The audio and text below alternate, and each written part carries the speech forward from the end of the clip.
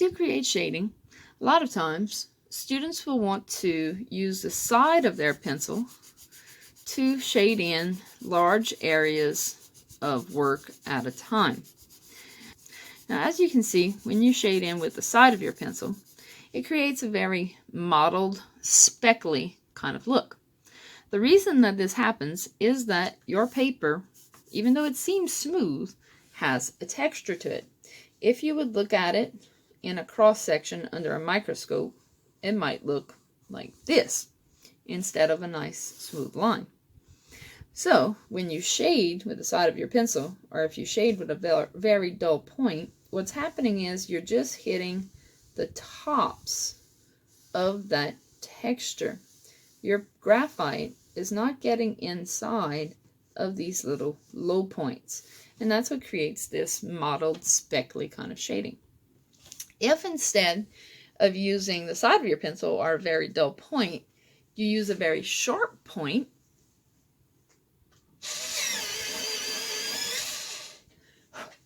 you can create much smoother shading that looks nicer without that mottly look.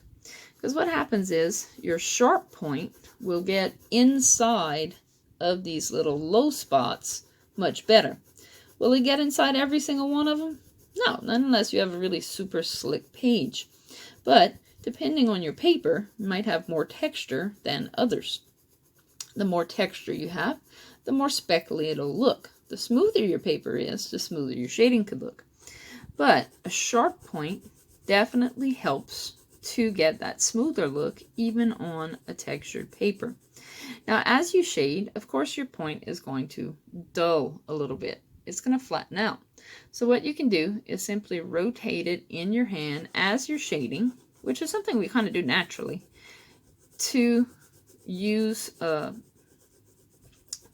point that is left behind when we are flattening out one area. So it's flat here, turn it a little bit, I'll be able to use that edge that was created, and I can continue my shading.